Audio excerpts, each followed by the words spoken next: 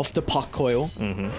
See, it's one of the more trickier matchups to play, especially with all the AoE damage that XM can provide as well. So not going to be too easy of a game for Arna, but we're looking for that quick tempo lineup for T1. In terms of how the lanes are shaping up, it's going really well for the Mars so far. Typically, this would be Slark favored. Bottom lane, Hobson. 3-minute rotation. Oh, it's not going to pay off, though. Now top lane, Cuckoo, he's in some trouble. Scatter Blast with a crit from Erica for good measures, able to secure first blood to VICI Gaming. Although a great start here in that. He's going to continue to fall behind here. Oh, this actually, they just used the level 2 Thunderstrike. Hobson. Charge in. That's a lot of damage coming out. 2 points in the trample. Yang's going to be in trouble as well. There we go. That's what they needed. T1 get themselves a double kill, and Thompson as well is the one that claims all the gold. Yeah, they needed that first rotation to go well. Like I said, they need these lanes to just explode. And this game, what they really do well with the position 4 Venomancer is they seal off an entire area and make it so that you just can't farm in that area on a lot of these heroes. They actually get the glimpse back as well. And we saw it happen in that Liquid versus VP series, and it's happening again. Bottom lane, Frisk. He's going to end up going down. BAB attempting the trade, but Arna has even got 1 charges if required, so T1. That's a big kill onto Frisk, now able to stabilize his bottom lane. They can also get the Tombstone kill as well, so some extra gold. And even BAB is actually going to rotate. Look at the backstab coming through from the Mars. Zephyr's going to try and position himself away from the tree line, but it's just in the woods. It's not easy to do that at all, as BAB finds an angle. And back to top lane, Cuckoo again.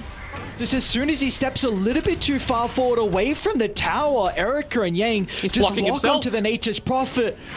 Or try a TP in Whitemon. He should get a return kill onto Yang, but that's another death on Cuckoo's Nature's Prophet. And now meanwhile, mid lane as well, Thompson, he's also in trouble. VICI Gaming making plays after plays across the map. It doesn't matter what lane they are in, they're getting kills out of the early game.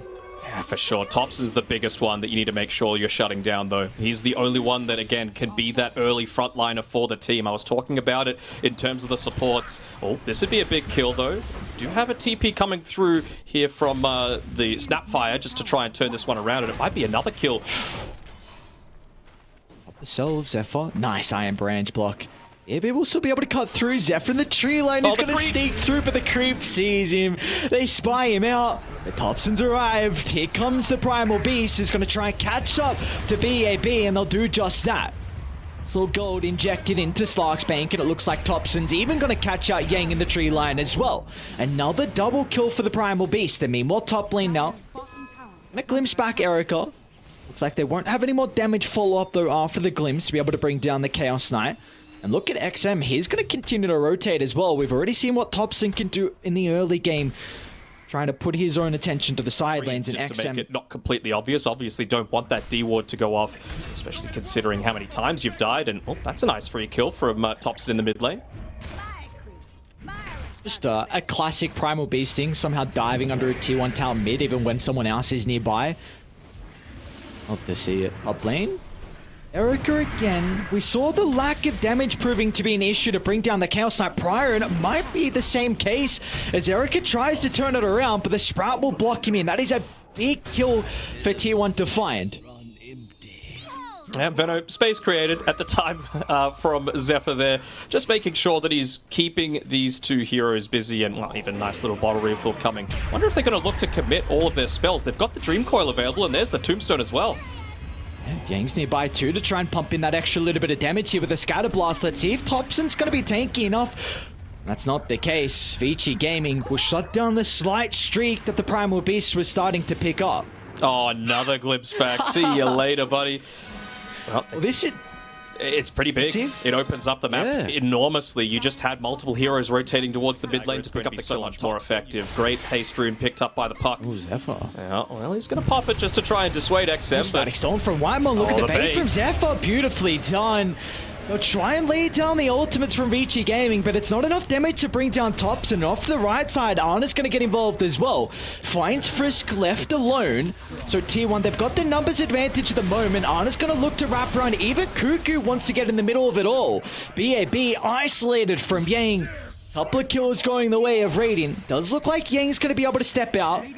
No one to catch up to the Snapfire, but Ana, that's really important. The start getting involved, getting some permanent agility. Yeah, for sure. Multiple heroes going down. It would be a very different story if VICI... Look at the positioning from VICI. They're wrapping on every single angle here. Are they going to get away from everyone? Whitemon, okay, they'll just get up to the disruptor. XM has to use the coil to cancel the TP. That was looking really scary for T1. That smoke pops, or if they get a glimpse of the Mars, if he gets caught out with like a Plague Ward, speaking to Zephyr, run up the high ground here, just face-checking Erica's position. Should be an easy kill for them to find. Whitemon tries to drop the Static Storm, and that's going to be a whiff, and now it puts him in a position where VICI Gaming can capitalize on the disruptor. Off on the other side of the map, Ana has found Yang alone. No one else from VICI Gaming starting to move to the Snapfire's location, so it does look like Ana should be able to clean up. Counts up in a couple of seconds. Actually going to be off the mark here. Yang, can he get cute with the Jukes? No, not with Topson nearby. This onslaught, be more difficult to be able to avoid that one. Yeah, for sure. I mean, we've been talking about T1 a lot, though. This, but they got to be fast. They're under the smoke, though. Zephyr's patrolling back and forth, not wanting to give it up for free. The positioning PAP is going to be in. Arena's out, but Aegis has been claimed. Ana's going to pick up the second life and look to pounce to retreat. As T1, they're happy with getting Roshan. They just need to cut their losses, and it looks like, unfortunately, Cuckoo with a sacrificial lamb. Generally okay with it. Again, they had to pop a fair few ultimates to make that happen. No Poison Nova being used. But you don't have to deal with a Tombstone, you don't need to deal with Flesh Golem, Arena, Phantasm, all being used, and you still claim that Aegis. Hobson? Close. Charges in. Eric even pops a BKB. Zana's going to continue to try and defend the tower. Spear is out. But it looks like VICI Gaming, they're just going to leave Frisk. Everyone says peace, and well, the Undying doesn't have this capability to retreat with ease. So they'll keep their T1 tower. Topson even gets a nice little rune as well. Yeah, Frisk is a bit of a voice line and a chat wheel spammer, so it's a little disappointed that he didn't return Topson's high five there as he was about to die, but clearly this series means so much for VICI, with it being an elimination series. As we look at that replay, it's a really good placement of the arena as well, just trying to seal off Topson and Ana from the rest of the team, but Ana, just with that Aghanim Scepter, he's able to get straight out of danger very easily. And again, it's only a couple of heroes that you're giving up, but it's for a big investment from VICI. That is a really big Chorus Snipe from Topson. He just got the, I think it was the completed Yule Scepter on XM. Yep. So they have 2 minutes now where they can kill this puck, and we're going to see Cuckoo try. But we're keeping out here.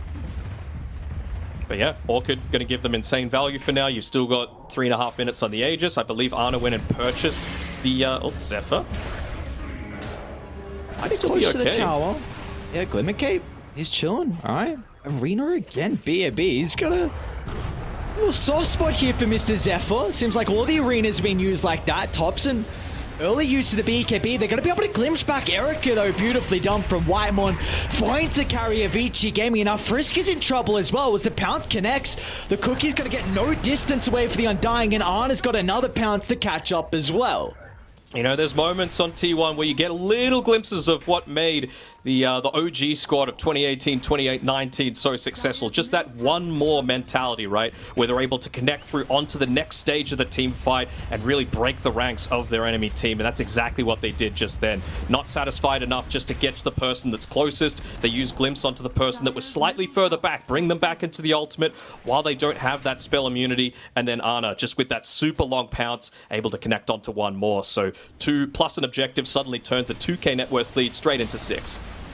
Now, what do we need to see out of VICI Gaming? Because T1 still have this Aegis for another 2 minutes, so they can continue. I think that's valid enough. You got to protect the Tombstone a little. Misses out on the spear.